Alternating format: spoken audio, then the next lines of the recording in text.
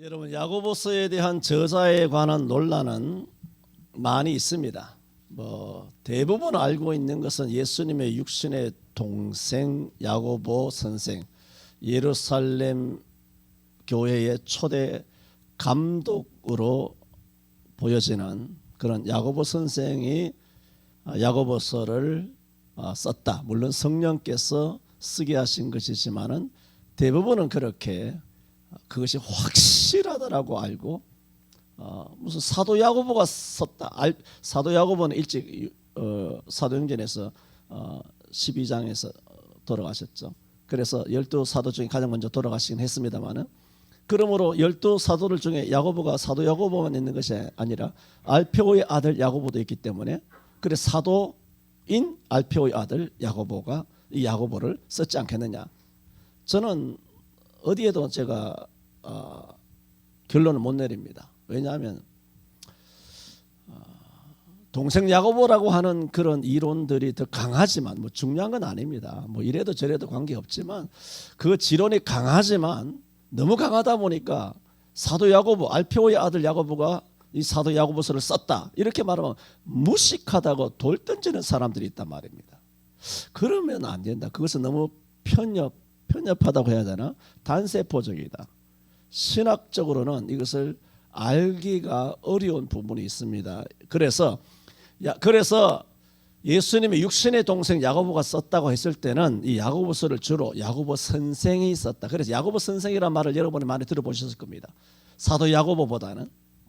그래서 야고보 선생이 썼다라고도 말하기도 하고, 저는 사도 야고보가 썼을 수도 있다. 이렇게 50도 50으로 그렇게 보고 있습니다. 그건 중요한 건 아닙니다만은, 지난 주일에 베드로전서 2장 4절에서 말씀을 드리면서 베드로전서 1장을 언급할 때 아시아 비두니아 갑바도기아 이런 본도 이런 비두니아 이런 쪽에 흩어져 있는 사람들에게 편지를 썼다고 했을 때, 그 베드로전서 1장 1절에 있는 흩어져 있는이라는 것은 그것도 유대인들의 그 교포인 디아스포라라고 말하지 않습니까? 말했다고 말씀드리지 않습니까? 그러나 그때는 대상이 주로 누구냐 하면은 흩어져 있는이라고 말하는 것은 신약 성경에 요한복음에 한번 나오고, 이 야고보서 1장 1절에 나오고, 베드로전서 1장 1절에 한번 나오는데, 베드로전서 1장 1절은 비교적 흩어져 있다는 것은 유대인들을 거의 대상으로 하고 있어요. 제가 이 말씀을 왜 드리느냐 하면은, 오늘 야고보서 1장 1절에 흩어진 이렇게 말씀이 나오지 않습니까? 하나님과 주 예수 그리스도의 종 야고보는 흩어져 있는 12지파에게 문안하노라, 그렇게 되어 있단 말입니다. 여기서 흩어져 있는이라는 것은 이것은 진짜 유대인들을 대상으로 한 흩어져 있다, 그런 의미이다 말입니다. 창세기 1장 1절에 태초에라든가 아니면 요한복음 1장 1절에 태초에라든가 그 태초의 의미가 다 다른 것처럼 이것도 다 다르다라는 것을 말씀을 드리는데, 이것은 그냥 공부지 그다지 중요한 것은 아니지만 여러분이 참고로 하시라 하는 것입니다. 그러면서 오늘 이 야고보가 선생이 되었던, 사도가 되었던 이 야고보서를 하나님께서 성경으로 우리들에게 주셨는데, 아시는 것처럼 베드로전서 때도 말씀드렸습니다만, 베드로전서만 아니라 신약 27권 공이 다가 뭐냐 하면, 그 당시에는 엄청난 로마 시대 때의 그 탄압과 박해가 있던 시국이었습니다. 그러므로 갈라디아, 에베소, 빌립보, 데살로니가, 디모데 할 것 없이 전부 다 그 시대의 배경은 박해예요. 박해. 초대교회. 사자에게 무릎 뜯기고 집안이 정몰되고 가산이 정몰되고 모든 혈연과 지연에서 배척당하고 내어 쫓기고 왕따를 당하고, 심지어는 목숨이 초계같이 여러분 로마를 배경으로 영화도 많이 보셨지 않습니까? 그러므로 그 당시에 예수 믿는다는 것은 예수 믿게 되면 가난하게 되는 거예요. 그러므로 그리스도인에게 있어서 가난은 매우 친숙한 거예요. 우리는 가난을 못 받아들이잖아요. 가난이 너무 불편하잖아요. 그래서 60년대 70년대 콩 반쪽도 나눠 먹는 그런 이웃 간의 정이라든가, 아니면 명절이 되면 떡 돌리고 하든 이사 가도 떡 돌리고, 요즘 떡 들고 나가면 이상하게 본다. 떡 돌리고 하면 그런 시대가 아파트 시대가 들어서면서 다 이렇게 단절이 되고 뭐 낯선 사람이 우리 집에 찾아오는 것조차도 매우 거북스럽고 안에서부터 경비원부터 인터폰부터 CCTV부터 막 딱 인터폰 해가지고 인터뷰해서 네가 누구냐 나 누구다 뭐 때문에 왔느냐 이렇게 막 딱 광땡이를 쪼르듯이 이렇게 사람을 다 쪼아가지고 말이에요. 아파트 차도 뭐 진입도 못하고 뭐 난장이지 않습니까? 사람 간의 관계가. 그런 옛날 시대 때는 이렇게 정이 넘치고 가난했지만 가난이 그다지 불편하지 않았습니다. 가난해도 정이 있었고 가난해도 형제간의 우애가 있었고 가난해도 효를 했고 가난해도 그야말로 보자기 책보따리 싸가지고 뭐 허리에 들로 10리길 20리길 뛰어다녔어도 초등학교 개근하고 학교에서 그냥 강냉이 죽 나오고 내가 신살리에서 1학년 때 강냉이 죽을 다 줄 서가지고 얻어먹은 거예요. 저기 옛날 구사단 지금 23사단 28사단 거기 가서 강냉이 죽 그걸 먹은 거 아닙니까? 그렇게 집 앞마당에 탱크 지나가고 장갑차 지나가고 미군 애들 막 전투하고 맨날 뭐 그렇게 전쟁을 대비한 그런 시대를 우리가 살았습니다. 그럴 때는 가난이 굉장히 가난했죠. 모두가. 뭐 점심 때 뭐 수도가에 가서 그냥 뭐 물 마시고 고아원 애들이 우리 80명이 한 클래스에 있으면 한 반에 고아원 애들이 최소한 2명 3명 있습니다. 그러니까 얘네들이 떼거지를 지어가지고 교회 가도 고아원이죠. 왜? 교회 고아원 원장이 다 장로야, 권사야. 다 교회 그렇게 미국에서 고아원에게 다 그렇게 지원을 하기 때문에 거기서 미국 연필이라든가 모든 학용품이라든가 이런 거 이제 다 지급이 되기 때문에 고아원 다니는 애들이 다 교회를 다니고 그러니까 걔들이 학교에서 보고 또 교회에서 보고 이런 아이들이 참 많았지만은 모두가 가난해서 그런지 그냥 불편하지 않습니다. 요즘은 가난은 저주스럽죠. 불편하죠. 그걸 못 견디는 겁니다. 그러니까는 이 상황 자체가 너무 다른 겁니다. 이렇게 부유한 시대를 살아가고 있으니 점점 믿음이 타락이 되는 겁니다. 그것은 사실 정비례됩니다. 다 그렇다는 건 아니지만 99% 이상은 경제가 나아짐에 따라서 신앙은 반드시 그 정비례가 아니라 반비례가 되는 거예요. 잘 살게 되면 믿음은 떨어집니다. 점점점. 그렇게 되는 겁니다. 왜 서구 열강이라는 표현도 참 웃기지만 왜 서구가 저렇게 유럽의 교회가 다 문을 닫게 됐느냐. 미국 교회는 지금 살아있지만 왜 한국 교회가 이다지도 타락했느냐. 자주 말씀드리지 않습니까? 기도 안 하는 겁니다. 그래, 이거 핵심이거든요. 핵심 1980년 이후에 기도 안 하고 말하자면 하나님 의지하지 않는 겁니다. 왜 그렇게 기도 안 하게 됐을까라고 한 단계를 더 치고 들어가게 되면 잘 살게 된 겁니다. 이게 여유가 있는 거예요. 굳이 하나님 귀찮게 할 필요 없다는 거예요. 굳이 교회 와서 무슨 심파 드라마 찍는 것도 아니고 교회 와서 눈물집 짜면서 그렇게 없는 모습 그렇게 보이고 싶지 않다는 거예요. 에? 내가 세상에 얼마나 교양이 있는데 뭐 요즘 뭐 다 다 그런 거죠. 다 유학 갔다 오고 다 잘났지. 뭐. 요즘 못난 사람 어디 있습니까? 다 잘났어요. 다. 전부 다 대단한 사람들이 5,100만이 다 선진국 백성 아닙니까? 다 한 사람 한 사람 대단합니다. 그러면 신앙이 선진국인가? 우리가 초등학교 머리 털나기 시작했을 때는 우리가 후진국이었어요. 그러다가 중진국, 뭐 개발도상국 이렇게 하다가 언제 선진국이 돼버린 겁니다. 그때는 믿음이 좋았다 그랬습니다. 한국교회가 날아다녔죠. 그런데 선진국이 언제 됐는지 모르지만 선진국 되고 나서 뭐 전후 좀 해서 한국교회는 폭망하기 시작한 겁니다. 보세요. 이 교회인가? 이 교회 아닙니다. 단언컨대 교회 아닙니다. 기독 TV 나오고 목사라고 넥타이 메고 양복 입고 요즘은 목사도 뭐 폼 나게 아주 프리하게 아주 시크하게 그야말로 다 떨어진 그냥 티셔츠 쪼가리 하나 쳐 입고 그렇게 나와서 그것이 매우 자유롭고 매우 깨어 있고 매우 아주 그렇게 열린 그런 폼처럼 그 따위로 하고 있는 그 쇼하는 목사들. 그래 예배가 쇼가 된 겁니다. 유명한 코미디언이에요. 그냥 유명한 유명한 연예인급이 됐어. 이제 목사들이 신성하고 거룩한 여호와의 사자가 아니라 연예인급 목사가 된 거예요. 안 그렇습니까? 나만 기획사가 없는 거예요. 조그마한 이런 기획사 돌아다니다 보니까 나만 여전히 언더그라운드에 있어서 이름도 못 내비치는 겁니다. 얼마나 뜬 목사들이 많이 있습니까? 이런 우리가 못 살 시대와는 비교가 되지 않는 2000년에 그야말로 예수 믿으면 다 뺏기는 거예요. 예수 믿으면 죽는 거예요. 하루아침에 마누라가 죽고 하루아침에 자식이 죽고 하루아침에 이웃집에 김집사가 사자굴에 끌려가서 잡히고 모든 재산도 없습니다. 맨몸으로 토구를 파가지고 그야말로 카타콤에 기어 들어가서 숨어서 그야말로 동물의 가죽을 입으면서 그렇게 조금 목피로 살았더랬어요.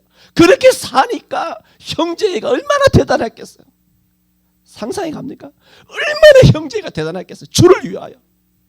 이게 한국교회에서 지금 뭡니까? 교회가 아니에요.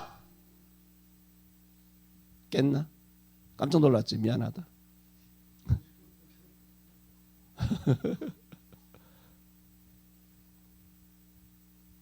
교회입니까? 니부터 똑바로 해라 라는 말을 내게 던지면서 니나 똑바로 해라는 말을 내게 던지면서 정말 주먹이 웁니다.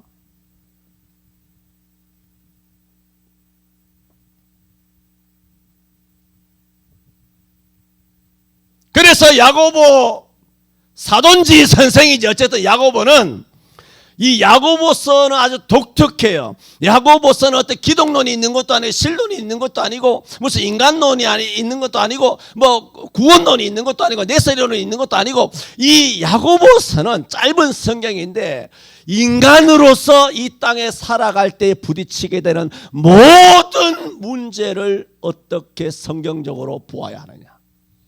그 해결 방안을 그런 모든 부분에 현장에 부딪혔을 때 그것을 어떻게 해야 되느냐 하는 교훈을 우리에게 주고 있는 말씀입니다. 그래서 여러분은 우리 각자가 사는 인생이 다르고 하는 일도 다르고 겪게 되는 것도 다 다른데 무슨 일을 겪든지 간에 여러분은 야고보서를 보면 야고보서를 통하여 우리가 어떤 교훈을 하나님이 하고 계시느냐 그런 상황에 어떻게 우리에게 말씀하고 계시느냐를 우리는 배우게 됩니다. 그래서 야고보 선생은 이 1장을 시작하면서 대번 이렇게 말하죠. 2절에 내 형제들아 너희가 여러 가지 시험을 만나거든 온전히 기쁘게 여기라. 여러 가지 시험은 간단한 게 아닙니다. 무슨 남편과 싸워가지고 뭐 자식이 집 나가가지고 이런 사치스러운 오늘 21세기 한국 기독교인들이 겪는 상처받았다고 하는 이런 사치스러운 어디 가서 넘사시로서 말도 내놓을 수 없는 그런 시험 쓰레기 같은 시험거리가 아니라 나 왜 이렇게 기독교가 저급하게 됐는지 모르겠습니다. 그게 시험거리나 됩니까? 기독거리나 됩니까? 오늘 본문에서 말하는 너희가 여러 가지 처음부터 나오잖아. 2절에 내 형제들아 너희가 여러 가지 시험을 만나거든 온전히 기쁘게 여기라. 제가 쭉 모두에 설명했지 않습니까? 그 시험이 무슨 시험입니까? 죽느냐 사느냐, 집이 뺏기느냐 마느냐, 집이 불타느냐 마느냐, 옥에 가서 고문을 당하느냐 마느냐, 내 자식이 죽느냐 사느냐예요. 그런 여러 가지 시험을 말합니다. 오늘 대한민국에 있는 천만 그리스도인 여러분이요, 여러분이 겪는 따위를 오늘 본문에 말하고 있는 것이 아니란 말입니다. 그것도 시험이라고. 정말 기독교가 이렇게 무슨 기생오라배같이 되었을까? 정말 자존심 상해 기독교가 이런 식으로.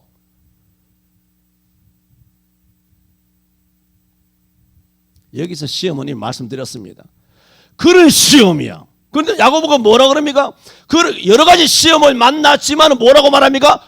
기쁘게 여기라는 거예요. 어떻게 기쁘게 여기라? 온전히 기쁘게 여기라. 왜 기쁘게 여기라고 하느냐? 이는 너희 믿음의 시련이 너희로 인내를 만들어내는 줄 알미라 그랬어. 이는 너희 믿음의 시련. 왜 기쁘게 여겨야 되느냐? 그런 믿음의 시련이 오면, 굉장한 목숨이 위태로운 그런 믿음의 시련이 오면 이것이 너희로 인내를 만들어내는 줄 너희가 알미라. 뭘 만든다? 왜 기뻐해야 된다? 인내를 만들어내는 거예요. 한국 기독교인들의 가장 약점, 5,100만의 가장 약점이 뭔지 아십니까? 못 참는 겁니다. 한국인들의 그 인성이 그렇잖아요. 못 참습니다. 한국 사람들. 인내 못합니다. 인내를 참지를 못해요. 견디지를 못해요. 좀 느긋하게 하나님의 때를 기다리면서 기도한 것은 받은 줄로 믿으면서 하나님 아시지요. 하나님 아시지요. 하나님 보시지요. 하나님 다 역사하시지요. 저는 하나님을 믿습니다. 일이 어떻게 되느냐 마느냐가 아니라, 내 기도가 되느냐 안 되느냐가 아니라, 나는 내 기도를 들으시는 하나님을 믿습니다. 일의 결과와 일의 형통을 믿는 것이 아니라 그 일을 형통하게 하시는 하나님을 믿습니다. 이런 하나님, 전능하신 하나님, 천지를 창조하신 어마어마하신 절대 우주의 유일하신 초월자적인 이 하나님을 믿는데, 어떻게 인간은 그렇게 양은 냄비처럼 팍 끓었다가 씻고 뒤집지 않은 전병처럼 이율적이고 외식하고 그렇게 참지들을 못하는지 모르겠습니다. 견디지를 못하는 겁니다. 그 상황을. 인내를 온전히 이루라. 어떻게 이루라? 뭘 온전히 이루라? 돈을 온전히 벌라. 뭐 집도 은행 빚 다 갚고 이제 내 집이 되었다. 온전한 내 집이 되었다. 교회도 커다랗게 짓고 또 지은 다음에 그 부채가 있는데 부채 다 갚으면 교회가 수백억 들여서 부채 다 갚으면 뭐 하는 줄 알죠? 그때 이제 빚이 없을 때 헌당 예배를 하는 겁니다. 그러면 이제 내 교회가 되었다. 내 집이 되었다. 진짜 내 집이 되었다. 오늘 성경은 그거를 온전히 이루라고 한 게 아니에요. 뭘 온전히 이루라? 인내를 온전히 이루라는 겁니다. 견디고 또 견디고 또 견디고 또 견디고, 참고 또 참고, 기다리고 또 기다리고, 하나님을 믿고 신뢰하고 하나님을 의지하면서 하나님을 바라보면서, 그게 뭐라고요? 인내예요. 그런데 그 인내를 온전히 이루는 것이 뭘까요? 그런 인내, 언제 주님께서 응답하실지도 모르는 세월이 허송세월이 흘러가는 것 같지만, 인내를 온전히 이룬다는 건 뭐냐? 그런 세월을 견뎌나가는 그 세월 동안 뭐 하고 있다는 겁니까? 기뻐한다는 겁니다. 신세한탄으로 어쩔 수 없었어, 인생이래니 하면서 할 수 없이 그렇게 견뎌나가는 거가 아니라 기쁨으로 견뎌나간다는 겁니다. 그게 뭔가요? 그럴 때 그 인내를 온전히 이루었다는 거예요. 인내를 온전히 이루면 이는 너희를 온전하고 구비하여 아무것도 부족함이 없게 하리 함이라 그랬어요. 인내를 온전히 이루면. 그래서 뭘 하면 부족함이 없느냐? 돈이 많아지고 집을 넓게 나가고 뭐 어떻고 자식이 잘 되고 이렇게 하면 부족함이 없는 것이 아니라, 여러분 인내를 온전히 이루시기를 바랍니다. 그러면 어떻게 되느냐? 이 사람은 온전해지는 거예요. 자, 오늘 본문은 아니지만 2절에서 4절까지 읽어봅시다. 내 형제들아, 너희가 여러 가지 시험을 만나거든 온전히 기쁘게 여기라. 이는 너희 믿음의 시련이 인내를 만들어내는 줄 너희가 알미라. 인내를 온전히 이루라. 이는 너희로 온전하고 구비하여 조금도 부족함이 없게 하려 함이라. 아멘. 돈이 많으면 조금도 부족함이 없는 것이 아닙니다. 가와 만사성이 되면 조금도 부족함이 없는 게 되는 게 아닙니다.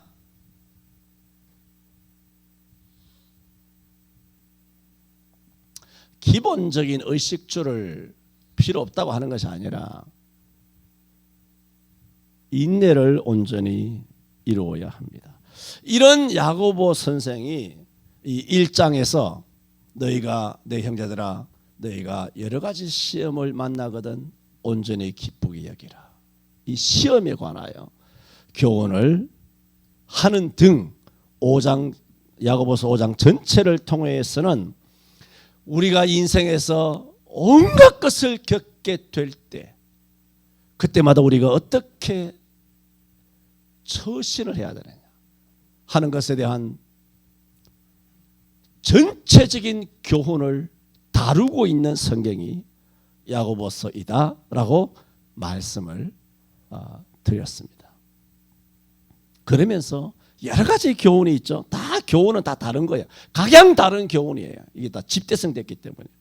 그러면서 이 야고보 선생은 오늘 본문 9절에서 이렇게 말합니다. 낮은 형제는 자기의 높음을 자랑하고.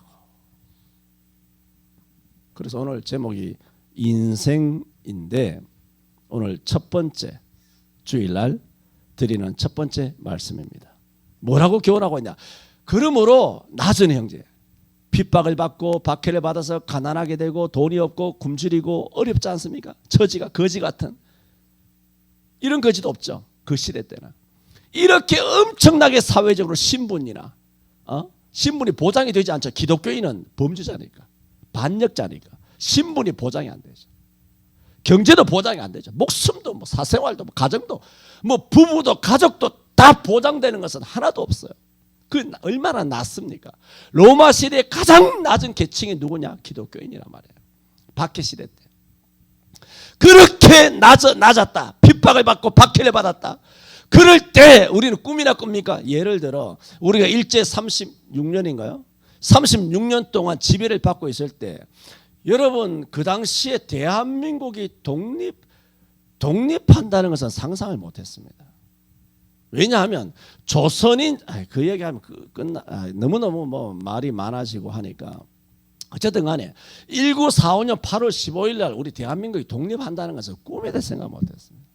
그야말로 하루아침에 지진처럼 하루아침에 번개처럼 하루아침에 해일처럼 갑자기 우리나라에 온 것이 뭐냐 하면은 해방이에요. 그래서 8.15는 실제로 말하면 해방이지 광복이 아닙니다.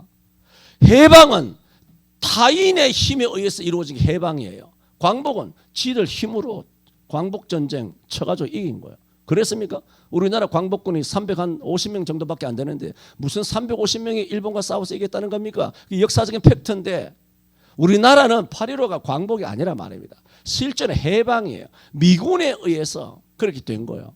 그런데 우리나라가 일본의 제2차 세계대전을 일으킨 전범 국가라 우리가 조선도. 왜? 그 당시에는 이 한일 합방이 되어 있기 때문에 우리 조선의 군인들도 남자들도 일본군에 참여해가지고 미군과 싸우고 말이죠. 뭐 태평양 전쟁에 나가 싸우고 저 대륙에 가서 싸우고 말이죠. 우리 조선과 그 일본은 한 몸이었어요. 그래서 우리나라가 전범 국가라고. 그런데 나중에 그 미국의 그 트루만 때인가요? 2차 세계대전. 그때 그 우리가 해방이 되면서 그 이제 항복 문서를 받으면서 그때 이승만이 대단한 거죠. 이승만이 미국과 프린스턴이라는 유명한 그 대학 나오고 미국과 그 인연이 너무나 많기 때문에 막강한 인맥을 통하여 이승만이 대통령이 됨으로써 대한민국이 전범 국가에서 빠진 겁니다. 어떻게 되냐? 우리나라 한국 사람들이 너무 많이 일본군에 같이 들어가 가지고 징집돼 가지고 막 같이 싸웠기 때문에 미국 입장에서는 전범 국가에 다 죽여버려야 되는 겁니다. 그런데 이승만이가 뭘 거짓말을 했냐면은 이야기할 때가 아닌데 이승만이가 뭘 거짓말을 했냐면은 독립군이 우리가 독립한 거야 하려고 하니까 350명밖에 안 되는 거예요. 이 명함을 할 수 없어가지고 독립군이 우리 광복군이 5만 명입니다라고 이승만이가 사기친 거예요. 할렐루야. 그렇게 해서 대한민국은 전범 국가에서 누명을 벗어나고 그 다음에 우리나라가 자유 대한민국이 되면서 우리는 식민지로 있었다. 그래서 그렇게 해가지고 미군이 대한민국에 있는 모든 일본의 그 모든 자산들 철도 뭐 하수도 할거 차량이든 뭐 총이든 뭐든 그 전부 다 놓고 일본 놈들은 빨가벗고 스시마를 건너가게 한 거예요. 대한해역을. 그래서 대한민국이 그 당시에 많은 그런 자원을 가지고 있게 됐는데 나중에 김일성이가 내려와서 수풍을 다 하면서 다 북쪽에 그 공장에 있었는데 남쪽은 이제 거짓골을 못 면하게 된 그런 여러 가지 스토리들이 있습니다만은 뭘 이야기하다 이렇게 갔나? 그러므로 그럴 때에 우리가 어떻게 8.15를 상상할 수 있습니까? 상상할 수 없어요.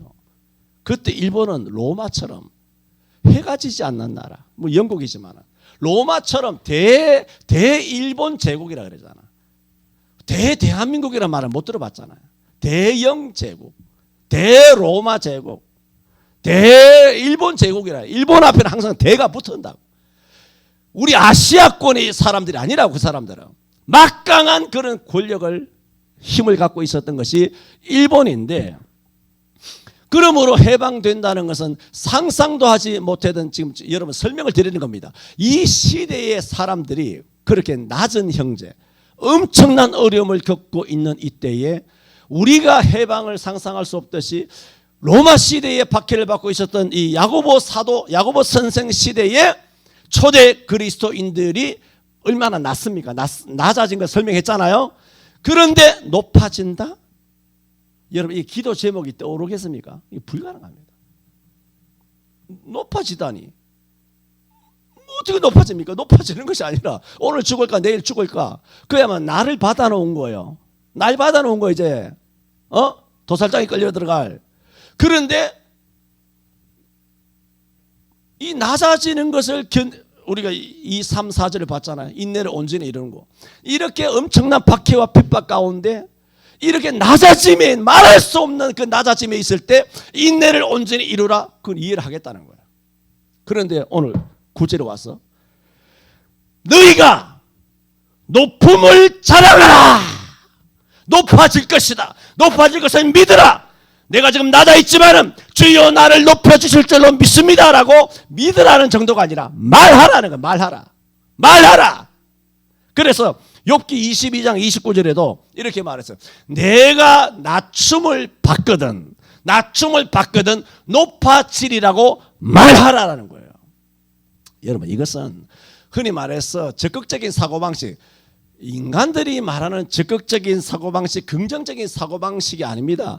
여러분, 하나님의 신구약 성경의 모든 66권 믿는 자에게 능치 못할 일이 없다는 것은 인간적인 상담, 심리, 정신 분석, 이런 인간의 이런 어떤 학문의 아류, 성경으로 신학의 아류에 있는 이런 인문학에서 나오는 긍정적인 사고방식, 적극적인 사고방식을 성경이 말하는 게 아닙니다.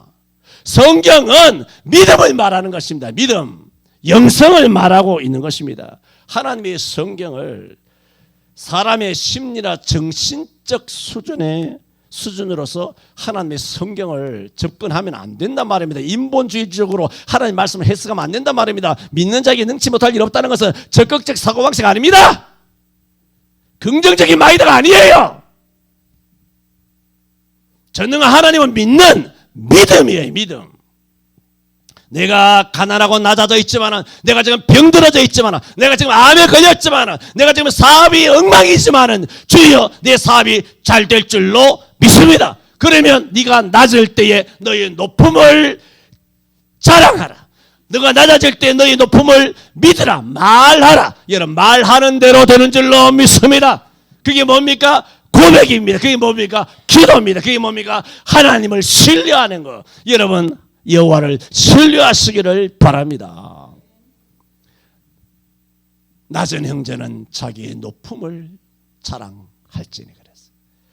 그러니까 이것은 욥기에 말하는 너희가 낮을 때 낮춤을 받거든 높아지리라고 말하라는 것보다 한 단계 더 나아가잖아요. 자랑하라는 거예요.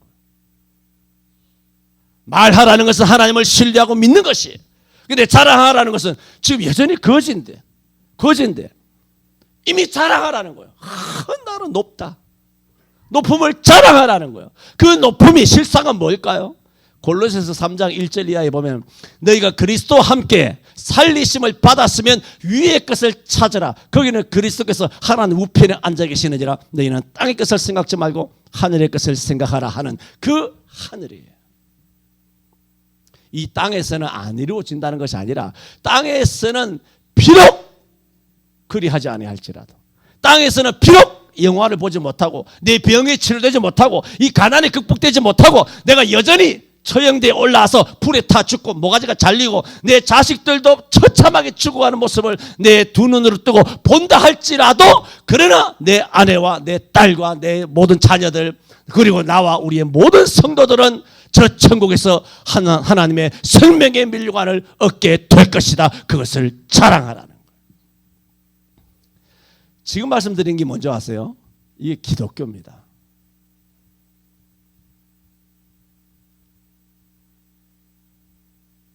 이게 리얼 기독교예요. 순수한 기독교예요. 오늘 말씀드린 게 이게 기독교라고요. 이 땅에서 잘 되지 말라는 것도 아니고 이 땅에서 복 받아서 부자 되면 안 된다는 말씀이 아니잖아요. 이러든 부자 되세요. 뭐 잘 되시라고요. 그래 이렇게 저렇게 되든 간에 우리는 물질에 치신 마음을 거기다 두면 안 된다는 거죠. 위의 것을 찾으라는 겁니다. 그래서 야고보 선생은 낮은 선생이든 사도든 낮은 형제는 자기의 높음을 자랑하고 라고 했습니다. 그러므로 이게 뭘까요? 이것은 기독교는 뭐냐면 가난한 사람, 박해받는 사람, 병 걸린 사람, 사회적으로 신분이 처참한 사람, 이런 기독교는 뭐냐? 이런 사람들에게 뭘 보여주는 겁니까? 자기 높음을 자랑하라니. 나와는 전혀 어울리지 않잖아요. 그런데 높음을 자랑하라는 것은 뭐냐면은 그냥 입으로만 말로만 그 높음을 자랑하는 것이 아니라 실제로 높거든요. 하나님 거짓말씀입니까? 하나님께서 무슨 뻥칩니까? 하나님께서 뭐 가스라이팅 하는 겁니까? 그게 아니잖아요. 실제로 높아지거든요. 실제로 강력하게 우리가 가장 높아지지 않습니까? 가장 높아지는데 그러므로 뭡니까? 낮은 형제는 자기 높음을 자랑하라라는 것은 이 말씀이 없었으면 낮은 형제는 계속 자기가 낮은 줄로만 알고 있을 거라는 말입니다. 그렇잖아요. 자기는 계속 낮은 줄로만 알고 이 땅에 이렇게 처참하게 살다가 가는 줄로만 알고 그렇게 일생을 운명이려니 하며 운명을 받아들이면서 살았을 거라는 겁니다. 그런데 야고보를 통하여 주시는 말씀은 뭡니까? 너희의 높음을 자랑하라 하였으니 이 낮은 여전히 낮아 있는데 낮은 것이 높음을 자랑해도 이 낮음이 전혀 환경의 개선도 안 되고 뭔가 어떤 형편이 나아지는 것도 아닌데 처지가 달라지는 것도 아닌데 여전히 칼은 목구멍에 모가지에 딱 들이대고 있는데 어떻게 그런 형태의 낮은 형제인 내게 높음을 자랑하라라는 것이 뭐냐? 그 얘기는 그렇게 낮은 형편에 여전히 계속된다 할지라도 뭡니까? 계속 낮아지는 것이 개선이 안 되어도 낮은 형편으로 계속 살아간다 할지라도 나는 거지다 하고 살아가는 것이 있고 나는 높은 사람이다라고 하면서 그 삶을 살아가는 것이 다르지 않습니까? 후자를 말하는 겁니다. 높아짐을 자랑하라. 그 얘기는 뭡니까? 낮은 형제, 고통 속에 있는 그런 어렵게 사는 많은 그리스도인들에게 뭘 주느냐 하면은 자기 가치를 발견시켜 주는 겁니다. 너는 이 땅에서는 거지지 너의 원래 가치는 뭐라고? 하나님의 왕자라는 거예요. 하나님의 아들이라는 거예요. 예수 그리스도께서 피로 값주고 산 생명이라는 거예요. 너의 가치를 하나님께서 가르쳐 주는 거예요. 이게 본문 해석입니다. 그러므로 이 말씀은 나의 존재론적으로 또 영적으로 하나님 앞에 얼마나 귀중한 가치를 갖고 있는 나인가 생각해 보세요. 저와 여러분은 하나님의 피조물이잖아요. 할렐루야. 그리고 하나님 형상대로 지음받았잖아요. 거기다가 예수 그리스도께서 와서 날 위해 죽어주셨네. 그러므로 저와 여러분이라고 하는 인격 아무개 여러분 이름 여러분의 한 사람 한 사람의 생명의 이 존재는 어마어마한 것이죠. 하나님이 만드신 온 우주 만물 중에 여러분은 딱 하나밖에 없습니다. 여러분 금도 산더미 같이 있습니다. 다이아몬드도 여러분 금은방마다 많이 있습니다.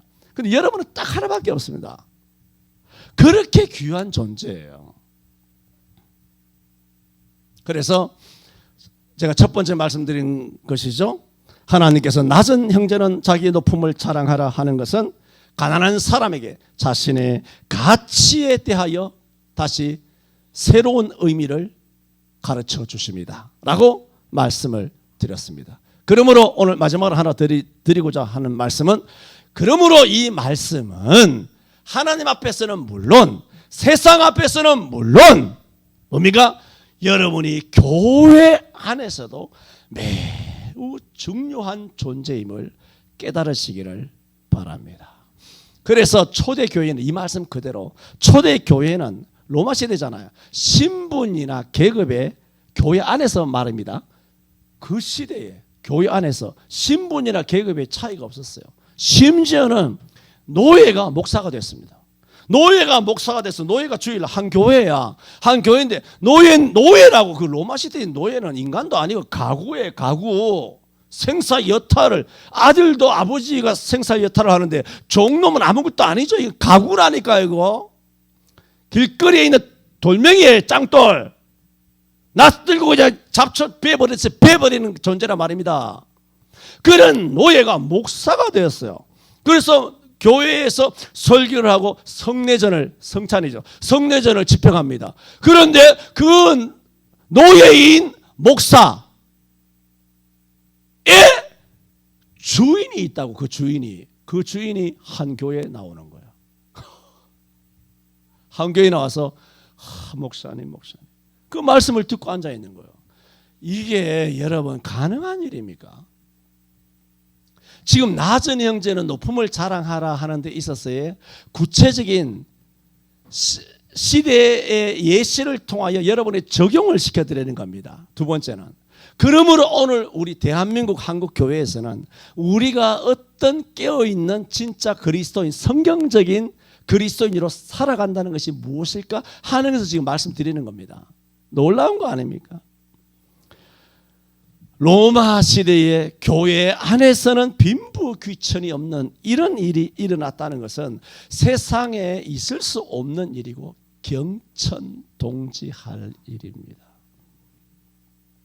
그래서 이제 말씀을 드리는 겁니다. 그러면 오늘 날 교회는 어떠한가? 이제 묻는 겁니다. 오늘날 한국교회는 어떠한가? 지금까지 쫙 한 30분 동안 길게 설명드린 이 성경이잖아. 성경과 오늘 한국교회는 정반대편에 서 있는 것 같지 않습니까? 에? 교회입니까 진짜? 나 묻고 싶어요. 성경과 완전히 다르잖아. 이러면 교회야, 이러면 하나님께 예배해, 이러면 목사야, 이러면 장로야, 이러면 권사야, 뭐 중생에 하나님을 뭐 경배와 찬양한대, 뭐 제자교육한대. 그러나 실제 그 교회의 움직임을 보면 과연 이 성경에 있는 대로 100%는 되지 못하더라도 뭐 20% 30%는 따라와야지 정반대 방향으로 나가고 있다면 이것은 문제가 큰 거 아닙니까?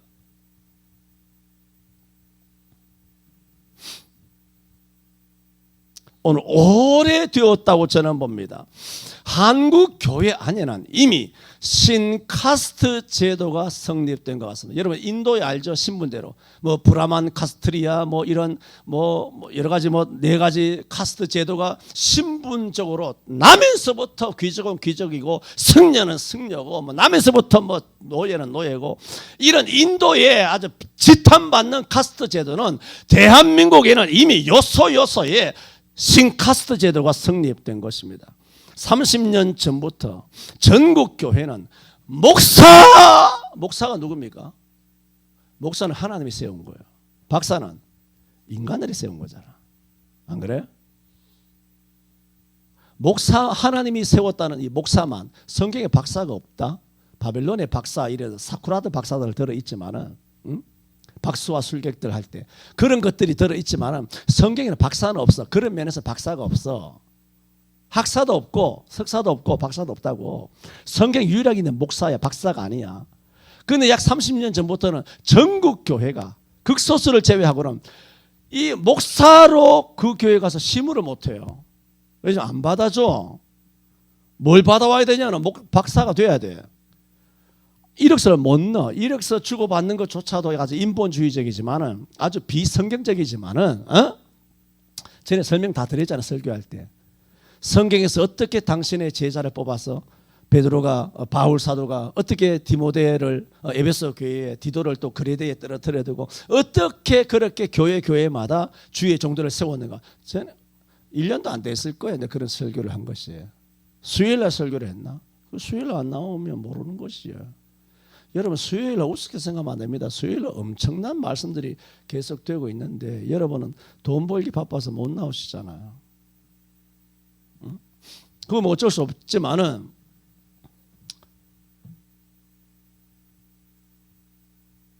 그래서 목표를 못하는 겁니다. 그래서 이미 신학대학원에 들어가면서부터 그걸 뻔히 아니까, 이거 여러 번 말씀드렸잖아요. 뻔히 아니까 무조건 신대원 졸업하면 목사 되는 것보다 일단 어디 가서든지 간에 물 건너가서 뭐 거지 같은 박사라도 하나 받아와야 고생 안 하는 거예요. 맨땅에 헤딩 안 하고 기존 교회의 그 경제력을 부를 누리면서 같은 목사 사회에서도 내가 이 교회 담임한다라고 명함을 내밀고 어깨 으스스하고 어깨 빵하면서 그렇게 살아갈 수 있는 거예요. 세상과 뭐가 다릅니까? 똑같지 않습니까? 대형교회 목사들은 대형교회, 대형이란 말도 웃기지만 대형교회 목사들끼리 형님하고 성경에 무슨 모세를 여호수아가 형님 했는지 아니면 바울이 뭐 베드로에게 형님 그랬는지 잘 모르겠습니다만 목사들 사이에 무슨 조폭 새끼들인가 형님하고 이 짓거리 하면서 그렇게 세속적인 언어를 남발하. 여러분 목사님이 가장 귀한 호칭인데 거기 형님이 왜 들어갑니까? 미쳤나 이것들이 진짜. 설교 시간에도 그래요 그것들이. 박사들은 지들끼리 막 거지 같은 박사들 받아와가지고 지들끼리 또 박사들 모임이라고 박사들끼리 또 그 모임을 가지고 이런 것이 30년도 넘었으니까. 그래서 한국교회가 그래 지난 3년에 뽀록 난 거 아닙니까? 개차말이 된 거지 한국교회가.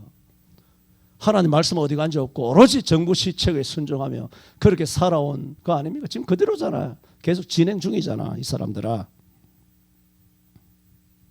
그래서 예수 이름보다 유명한 교회 목사가 더 유명하게 되었고 믿는 사회에 더 큰 전국교회 비중감을 가지고 있게 된 것입니다. 여러분 보세요. 세상에도 TV에 한번 나오려면요 오디션이든지 뭐든지 기획사든 아니면 막 발에 땀 나도록 치열한 경쟁과 수많은 좌절을 겪죠. 그래도 TV에 얼굴 한번 비칠까 말까 그야말로 명함도 못 내민 채 빛도 못 본 채로 얼굴에 한 번도 들이미지 못한 채로 그야말로 쓰러져가는 수많은 연예인 지망생들이 일생을 가슴에 상처를 안고 택배하면서 딸비하면서 자영업하면서 서비스하면서 여러 가지 일을 하면서 그 꿈을 삭힌 채로 그렇게 인생을 망치는 사람이 많습니다. 하지만 유명 연예인 자녀들은 그런 치열한 과정이 없이 그저 부모 후광을 입어가지고 무임승차하여 연예계에 빨대를 꼽고 꿀 빨고 있으며 심지어는 저들의 부모나 자녀나 아니면 손자나 손녀나 지인들까지 다 텔레비에 얼굴을 비치고 있으니 연예계 그래 안 그래요? 여러분 내가 왜 지 친구 얼굴을 내가 왜 봐야 되는데 TV에서 지 어머니 얼굴을 내가 왜 봐야 되는데 지 새끼 얼굴을 새끼들을 중심으로 하는 무슨 뭐 다큐 있잖아요. 지들 애 새끼 키우는 걸 내가 왜 봐야 되는데 내가 보는 것은 정당한 경쟁을 거쳐서 나온 코미디언 그 다음에 배우 아니면 가수 정당한 경쟁을 공정한 거 아니에요? 문제니까 뭐라고 말하더라고. 과정은 뭐 정당하고 뭐 이 짓 했잖아. 그러니까 다 뒤로만 다 챙겨놓고 어쨌든 간에 불공정하면 안 되는 거 아닙니까? 왜 아빠 찬스예요? 그러면서 조국의 딸 조민이한테 아빠 찬스라고 손가락질 한단 말입니다. 그럴 자격이 있습니까? 어? 자기들은 아빠 찬스 안 썼습니까? 나는 조국의 딸 조민이가 저렇게 나대는 것도 일부분 이해가 돼요. 왜? 사회 전체가 그러니까. 교회도 아빠 찬스 썼잖아. 세습하고. 그래 놓고 성경에 보면은 정말 하나님의 사람은 모세도 광야를 지나가고 다윗도 광야를 지났고 사무엘도 광야를 지나가고 세리요한도 광야를 지나고 예수님도 광야를 지나서 마침내 이 공생애를 시작하여 그래서 설교할 때면 여러분 반드시 하나님 앞에 붙잡힘 받아서 쓰임 받을 수 있는 하나님의 일꾼은 광야를 지나야 되는 줄로 믿습니다 하고 자기는 아빠 찬스 써가지고 광야는 그냥 비단길로 걸어가고 있단 말입니다. 그래놓고 세상을 향하여 설교한다? 에? 이게 목사입니까? 땅 집사님 그렇지 않습니까? 조민이 욕하지 마. 왜? 경제계 그래. 여러분 옛날 사시 없어지고 그거 뭐지 그거? 로스쿨 이거 다 그거 아닙니까? 아빠 찬스. 자기 아버지가 부장판사다, 뭐 대법원 뭐다, 뭐 검사장 출신이다, 뭐 국회의원이다. 그러면 전국의 지방 따라지 같은 그런 로스쿨에도 자기 아버지 그 후광 있고 로스쿨 기드 간다. 기드 가서 뭐 몇 년 꾸어가지고 변호사 빠지 딱 딸고 나와서 정치계 입문하고 또 국회의원 되고 그렇게 하는 거예요. 거지 같은 실력도 거지 같은 것들이. 그게 바로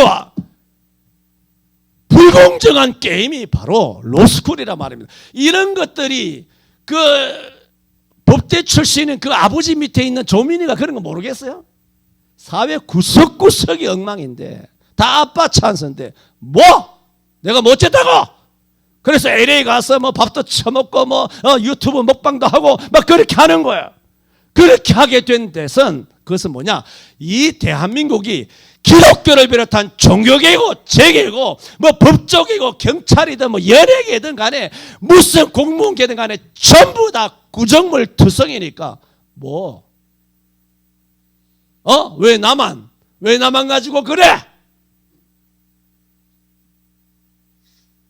제가 하는 말은 세상을 뭐라고 하는 것이 아니라 지금 교회를 이야기하고 있는 거 아닙니까? 교회가 정당하냐 말입니다. 에? 그러면 제대로는 하든가 영상 예배하지 말고 정말 주님을 위해 십자가라도 지든가 이 부정과 타락과 마귀와 세상과 싸워서 승리라도 하든가. 처음 시작은 미약하였지만 나중에는 창대하였구나. 아들이 아빠 찬스로 세습했지만 저거는 감사하다. 저거는 감사하다. 그 목사가 누군지 압니까? 대구 서문교회 이상민인가? 그 양반도 자기 아버지 이성은 목사님이 굉장한 목사님이었어요. 대구 서문교회에서 아주 훌륭한 목사님인데 얘가 세습을 한 거야. 그때 막 욕이 많았습니다. 비난도 많았습니다. 그랬어. 근데 난 이 친구를 다시 봤어. 어떻게 봤냐면 지난 3년 6개월 문재인 때 영상 예배하고 문 쳐닫으라고 했을 때 문 안 닫았어. 얘가. 서문교회 이상민이 맞을 거야. 이상민 목사가. 나랑 나이가 비슷해요. 이 친구가. 응? 그거는 세습했는데 아빠 찬스로 자기 아버지 교회가 아니지. 하나님 교회. 하나님 아버지 물려받았는데 그걸 한 거야. 그래서 내가 막 별로 안 좋게 생각하다가 몇 년 동안 막 대구 경북 지역에서 내가 옥외가 치더라도 나는 문을 닫을 수 없다. 여기에 대구 지역에서 그래도 뭔가 나는 대구를 떠난 지 오래돼서 잘 모르지만은 나름대로 뭐 이렇게 그렇게 발언을 한 것을 보면서 야, 이 친구가 이거는 훌륭하다. 서울도 뭐 99점 다 팽개치고 다 자빠졌는데 그거는 잘했네. 이렇게 돼야 될 거 아니에요. 아빠 찬스라도 이렇게 되면 누가 뭐라 그래? 여러분 우리 2세들 우리 3세들도 여러분 부모님보다 더 나은 그런 신앙인들 되시기를 바랍니다. 당시 로마 시대 때는 놀랍게도 교회 안에서는 세상에서 인간을 구별하는 것 같은 사회적 차별이 제거되었습니다. 교회 안에서는 어떤 사람도 더 중요하게 생각되는 인물은 없었습니다. 놀랍습니다. 여러분이 교회에서 열심히 일하면 교회에는 중요해요. 교회에는 필요해요. 그러나 여러분이 이 교회에서 열심히 지사 충성해도 그것은 하늘나라에 가서 상급을 받을 일이지 여러분이 지사 충성하는 충성의 일꾼이 되었다고 해서 다른 성도보다 더 중요한 인간이 되는 것은 아닙니다. 왜 그러세요? 당신이 더 중요한 인간인 줄 알아? 나나 여러분이랑 똑같아. 똑같은 똥걸레야. 하나님 나라에서 똥걸레가 뭔지 압니까? 너무 어려운 말 썼나?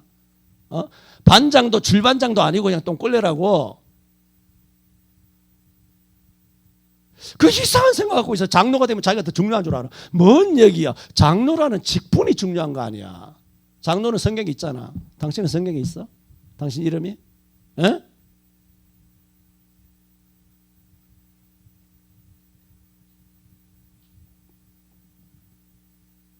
예수 그리스도께서는 한 사람 한 사람을 똑같이 사랑하시어 똑같이 피 흘려 돌아가셨습니다. 그리스도의 사랑은 동일합니다. 지금 우리 한국교회는 사회의 그 어떤 조직보다 그렇게 할 교회가 이제는 사유물이 되고 고인물이 되고 말았습니다. 내가 아는 성경은 교회 안에 더 중요한 인물도 없으며 남녀노소 동일한 가치를 가집니다. 오늘 9절에 낮은 형제는 자기의 높음을 자랑하고, 이런 믿음을 가지시고, 초대교회 야고보 선생이 이런 글을 성경을 써서 저들에게 전달할 시대에 살았던 그런 성도들처럼 하나님 앞에서 나는 가장 귀중한 생명이다. 그리고 다른 형제들도 똑같이 나와 귀중하고 중요한 생명이다. 그 예수 그리스도의 보혈, 하나님의 선택 중심이었기 때문에 노예가 목사가 되어도 사회적으로 노예고, 사회적으로 내가 주인이지, 노예에 대하여 너 신분이 이러니, 너의 스펙이 이러니, 로마의 현행법이 어떠니 네가 목사가 돼? 하며 그 당시에는 매질로 맞아가지고 죽을 수밖에 없는 그 시대의 상황이었어요. 그런데 그 주인이 한 번도 이 노예가 목사 된 것에 대하여 네 어느 학교 나왔니? 너 스펙이 어떠하니? 너 신분이 어떠니? 네가 목사 될 그 감이나 됐냐? 네 종놈이 이 세상 법은 법이 아니야? 대한민국 법 지엄한 법에서 네가 목사 나부랑이 안 내려와? 야, 주인이 내가 있는데 이 썩을 놈 하면서 매질해가지고 당장 모가지를 끊어버리지 않겠습니까? 지금 한국교회는 그렇게 하고 있잖아. 교회가 아닙니다. 말씀드린 것처럼 전적 성경 말씀의 100%에 이르는 교회가 어디 있겠습니까? 50%는 돼야지. 50점이면 낙제점 아닙니까? 그래도 봐줬어. 30점은 돼야 될 거 아니야. 30점. 사법고시는 40점이 낙제인데 한 40점은 돼야 될 거 아니야. 한국교회는 뭐 점수는 그냥 마이너스 그냥 180점 하고 있습니다. 낮은 형제는 자기의 높음을 자랑하는, 경제적이든 신앙적이든 무엇이든 간에 여러분 이와 같이 하라 하신 말씀대로 여러분의 높아짐을 자랑하고 높아집니다라고 믿음의 말을 하는 우리 성천교회 모든 성도들 되시기를 축원합니다. 기도합니다. 거룩하신 하나님 아버지, 우리를 창세전에 그리스도 예수 안에서 우리를 택하시고 또 약속하신 대로 예수 그리스도를 이 땅에 보내시어 십자가에 못 박혀 돌아가시며 흘리신 그 보혈로 우리의 모든 죄를 씻어주심으로 지옥까지 아니하고 하나님의 아들로 신분이 바뀌고 하나님을 아버지라 부르며 하나님의 자녀로 지금까지 예수 믿으며 교회 생활하며 예배하며 잘 지내게 하여 주셨으니 우리 모두는 누가 누구보다 더 중한 사람이 없고 모두가 똑같이 하나님 앞에 가장 중요한 생명들인 줄로 믿습니다. 그러므로 이 땅의 세상법, 로마법, 한국교회의 생태로 오늘 현실로 봤을 때는 우리가 낮아져 있다 할지라도 우리는 하늘의 것을 생각하며 우리는 높아짐을 자랑하는 우리 송천교회와 모든 성도들 되게 하여 주옵소서. 예수님 이름으로 기도하옵나이다. 아멘.